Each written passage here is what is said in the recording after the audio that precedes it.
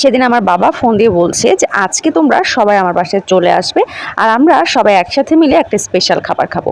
আর সেই স্পেশাল খাবারটা কি? তোমরা তো সবসময় বাহির থেকে রেস্টুরেন্টে গিয়ে অনেক মজার মজার খাবার খাও, কিন্তু সেই মজার খাবারটা রেস্টুরেন্ট থেকে যদি আমরা বাসায় এনে পুরো পরিবার একসাথে বসে খাই, এটা কেমন হয় বলো তো? আমার বাবার খুব শখ হয়েছে যে সে রেস্টুরেন্ট থেকে খাবার এনে বাসায় বসে একসাথে পুরো পরিবার মিলে বসে নিয়ে খাবে। আর তাই আমরাও চলে গেলাম। যে সেরে দেখি যে সে অলরেডি খাবার অর্ডার করে ফেলেছে।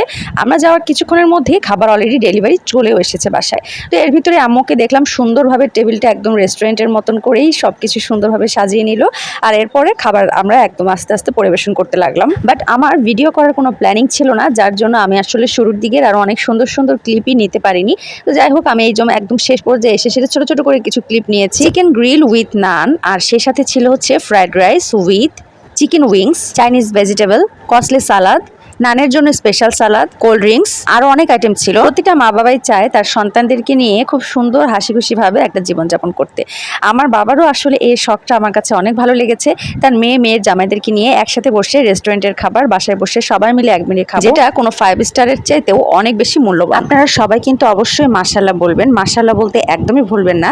প্রত্যেকের সুন্দর পরিবারের ভিডিও ছবি দেখলে অবশ্যই মাশাআল্লাহ বলবেন, এটা আপনার জন্য অনেক বেশি উপকারী হয়ে যাবে। কেননা এই দোয়াটা উল্টা আপনার কাছেও কিন্তু ঘুরে যাবে। আপনারা কারা কারা পরিবারের সাথে এমন সুন্দর টাইম স্পেন্ড করতে ভালোবাসেন অবশ্যই কমেন্টস করবেন। আর আমাদের এই আয়োজনটি কেমন লেগেছে অবশ্যই জানাবেন।